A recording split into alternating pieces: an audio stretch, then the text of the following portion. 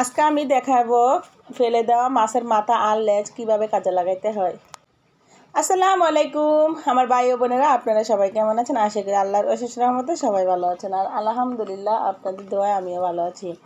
তো অনেকের ঘরে মাছের মাথা মাছের লেজ ফালানো যায়, তো এই কাজটা আমার ঘরে হয়।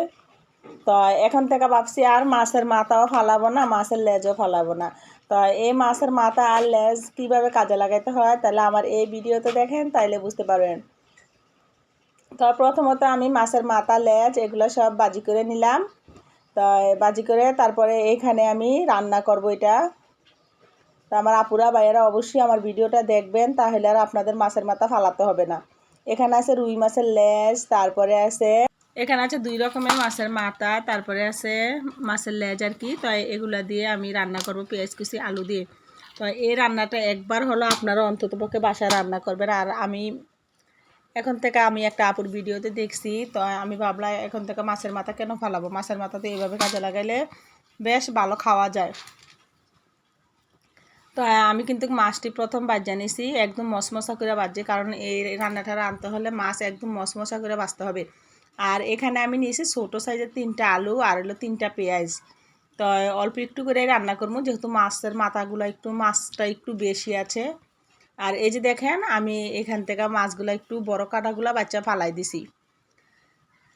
আর এখানে আমি দিয়ে দিব এখন হলুদ মরিচ সব কিছু এটির উপরে মাছের উপরে দিয়ে দিব আর কি। তো প্রথমত দিলাম হলুদ। তারপর আমার ভিডিওটা দেখতে থাকেন, আপনাদের কাছে অবশ্যই ভালো লাগবে।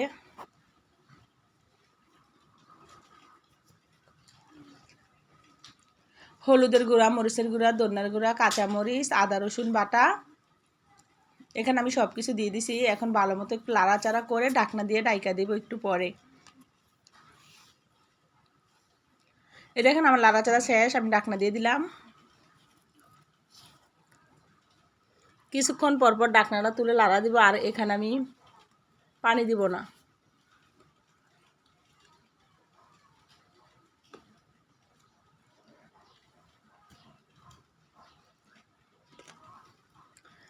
আর সত্যি কথা একটা কথা, বিশেষ করে মাছের মাথা যদি লেজ যদি এভাবে রান্না করেন, অবশ্যই আপনাদের কাছে খাইতে অনেক অনেক ভালো লাগবে।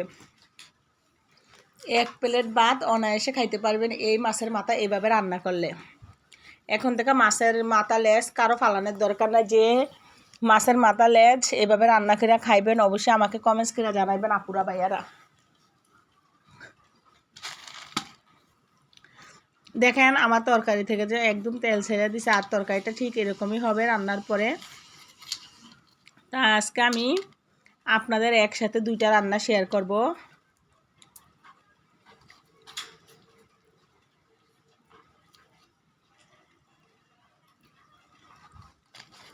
আমার এই রান্নাটা হয়ে গেছে, আমি এখন নামিয়ে নিব। আর এখানে আমি রান্না করব পটল দিয়ে আলু দিয়ে মাছ রান্না করব, পাবদা মাছ রান্না করব আর কি। তা আপুরা দেখতে পাচ্ছেন আমি একসাথে মাছগুলো বাজিয়ে নিয়েছিলাম। এখানে দিয়ে দিলাম আদা রসুন বাটা, লবণ, জিরা বাটা, হলুদ গুঁড়া, মরিচের গুঁড়া, কাঁচামরিচ, দিয়ে দিলাম কুটে রাখা পটল আলু। আর এই পটলটা এভাবে রান্না করলে বিশ্বাস করেন এত মজা হয়। আগে আমি পটল বাজে বাজে রান্না করতাম, কিন্তু এখন আমি এই কাজটা করি না।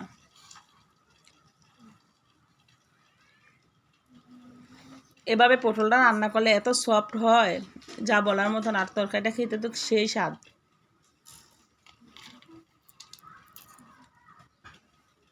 আর এভাবে না তরকারিটা রান্না করলে তরকারির একটা কালার এত সুন্দর চলে আসে,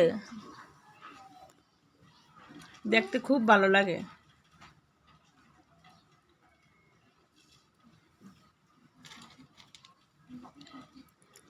আর একটু দেখালাম 3টা আইটেম আর কি একসাথে।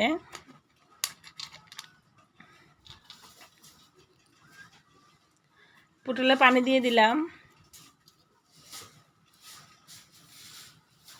এখন মাছগুলো দিয়ে তারপর ঢাকনা দিয়ে দিব।